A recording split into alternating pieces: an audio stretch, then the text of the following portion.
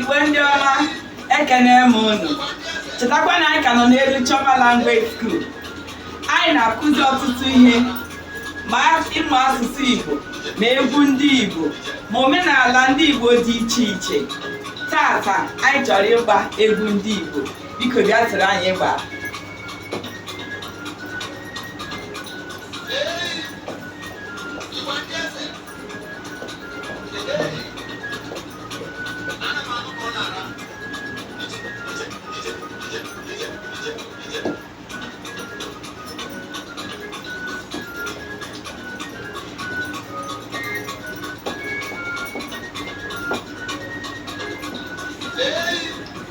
Ka emesianụ, biko echefukwana, anyị nọ na elu summer classes.